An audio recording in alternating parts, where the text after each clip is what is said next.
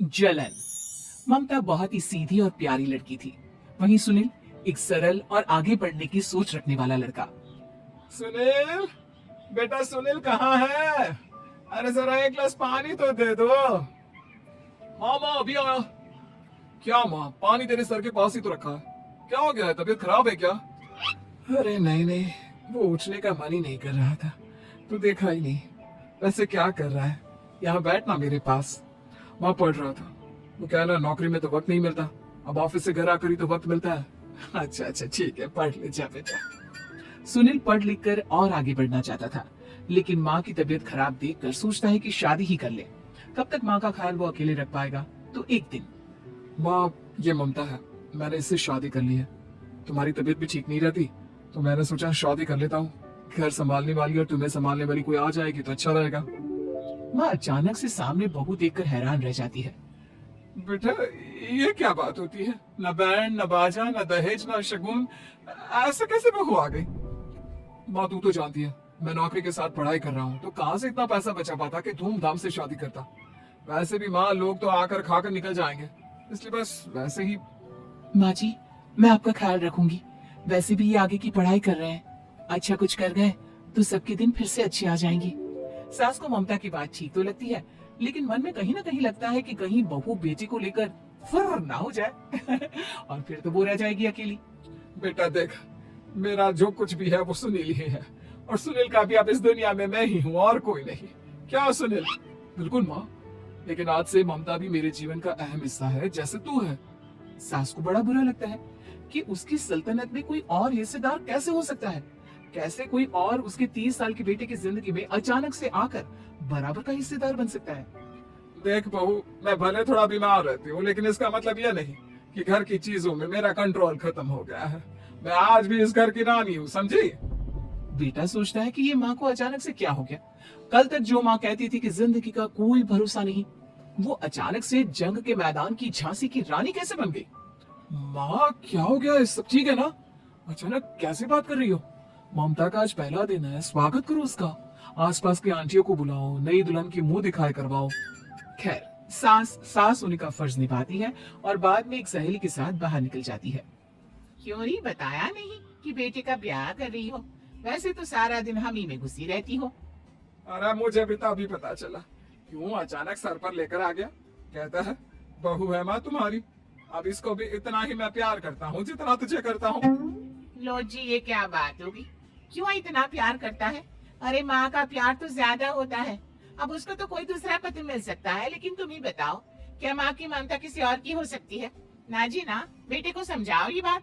अरे क्या समझाऊं, मुझे तो खुद ही समझ में नहीं आ रहा कि क्या हो रहा है। जो बेटा कल तक माँ माँ करता था, अचानक से बीवी बीवी का राग आलाप रहा है।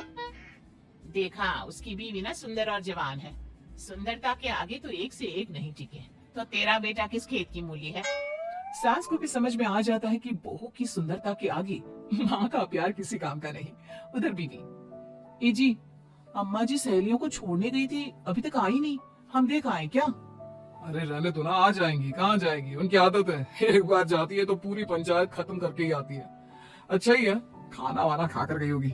छोड़ो ना, घूमेगी तो खाना पचेगा, नहीं तो ऐसे ही खाट पकड़ लेगी। बहू भी शांत हो जाती है। उधर सास सोचती है कि आज थोड़ा देर से ही घर जाती हूँ, जब बेटा परेशान होकर ढूंढेगा तब मजा आएगा। बीवी को खुद ही पता चल जाएगा कि माँ के आगे उसकी दाल नहीं गलेगी। लेकिन वहीं दूसरी ओर घर पर, ए जी, माँ जी अभी भी नहीं आई। हमको तो घबराहट हो रही है कि क्या करें, जाकर पता करें किसी के घर। अच्छा कहाँ जाओगी ये भी बता दो। पहला दिन है तुम्हारा इस घर में और एक ही दिन में मोहल्ला छानोगी क्या? हाँ तो आप भी तो नहीं जा रहे हैं ना, हमको फिक्र हो रही है। अरे यार ये रोज का है अम्मा का, खाओ और सो जाओ। बस फिर क्या था, बेटा बहू खाना खाते हैं और कमरे में सोने चले जाते हैं। उधर जब सास को कोई देखने नहीं आता तो वो हार कर घर आ जाती है, जहाँ वो देखती है कि सारे घर की लाइट्स बंद है। सास को गुस्सा आता है। बहू, ममता बहू कहाँ हो? लेकिन सारे दिन की थकी बहू को ऐसी नींद आती है जैसे किसी ने भांग की गोली खिला दी हो। वो तो नहीं उठती, उठकर आ जाता है बेटा। क्या बात है अम्मा, काहे चिल्ला रही हो? अरे सो जाओ ना, सुबह की थकी है बहू, वो सो रही है। जोर से बोलोगी तो नींद खुल जाएगी उसकी। माँ को गुस्सा आ जाता है।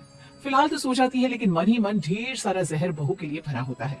सुबह बहू चाय बना रही होती है कि सास धीरे से गैस तेज कर देती है, जिससे चाय का बर्तन जल जाता है। और जैसे ही बहू चाय का बर्तन उठाती है उसका हाथ जल जाता है। मेरा हाथ जल गया।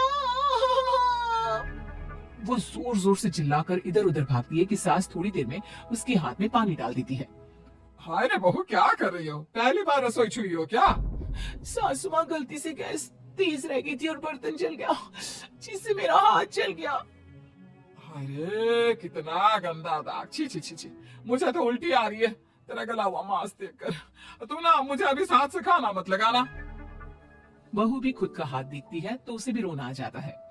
कुछ दिनों के बाद सास की सहेली आती है, बहू चाय बनाकर लाती है। उसके जाने के बाद सहेली कहती है, बहू की सुंदरता ऐसी है कि कोई भी दीवाना हो जाए। वैसे तेरे बेटे का क्या हाल है? अरे वैसा ही है, बहू के पीछे लट्टू। क्या करूं, कुछ समझ में नहीं आ रहा। मैंने तो बहू के चेहरे पर दिवाली के पटाखे की चक्री फाड़ दी, उसका पूरा चेहरा जल गया। अब देखो ना रही सुंदरता, और ना ही अब मेरा बेटा उसे पूछता है। अरे अब तो वो उसे छोड़कर दूसरी भी देखने को बोल गया है मुझे। बहू सारी बात सुन रही होती है। आंटी एक बात बताइए, क्या भरोसा है कि दूसरी सही आए और आपके अनुसार रहे? देखिए आंटी, मेरी सासू माँ को गलत बात सिखाने की जरूरत नहीं है। हमारा परिवार साथ में खुशी से रह रहा है। देख बहू, मेरी सहेली की बेइज्जती ना कर, वही अच्छा रहेगा तेरे लिए, समझी? बहू नहीं मानती है। वो बार बार उनकी सहेली को घर से निकल जाने को कहती है। तभी सास की सहेली पास के चूल्हे से लकड़ी लाकर बहू के चेहरे पर लगा देती है। बहू जोर जोर से रोने लगती है। अरे ये क्या कर दिया? मैंने कहा किया, ये तो तूने किया। तू ही नहीं चाहती थी कि बहू बेटी के साथ रहे, भला मैं क्यों करूंगी? मैं तो चली, निपटो अब। बहू रो रही होती है, दर्द से चिल्ला रही होती है, लेकिन सास उसे डॉक्टर के पास नहीं ले जाती। तभी पति आता है। क्या हो गया ममता? ये दाग कैसे लगा? तुम कैसे चली? ममता कुछ नहीं कहती, बस दर्द से करा रही होती है। पति माँ की तरफ देखता है। हो ना हो माँ, ये पक्का आपका काम है। आप ही ममता से जला करती थी ना। देखना माँ, अब पुलिस आएगी, केस बनेगा, लेकिन पहले मैं ममता को अस्पताल लेकर जा रहा हूँ। सभी अस्पताल जाते हैं, जहाँ डॉक्टर ममता की सास से कहते हैं, आपने तो नहीं जलाया ना बहू को? अब ममता की सास के तो पसीने छूट रहे होते हैं। वो घबरा कर कहती है, ना ना डॉक्टर साहब, कैसे बात करते हैं? हम क्या जलाएंगे अपनी बहू को? डॉक्टर ममता के पति से पूछते हैं, देखिए क्योंकि ये ससुराल में चली है तो मामला पुलिस का बनता है, तो आप पहले पुलिस को बुलाइए, तभी इलाज पूरा होगा। सास डर जाती है कि अब तो बची जिंदगी जेल में ही रहना होगा। रहने दीजिए ना, पुलिस को क्यों बुलाना? सारी हंसी खत्म हो जाएगी जब पुलिस के डंडे पड़ेंगे। बहू को जलाना भले ही बहुत आसान हो, लेकिन उसके बाद सारी जिंदगी जेल की हवा खाना। सास डर जाती है। पुलिस आती है। पास लेटी दर्द से करा रही ममता स्टेटमेंट देती है। तो क्या हुआ था? कैसे चली आप?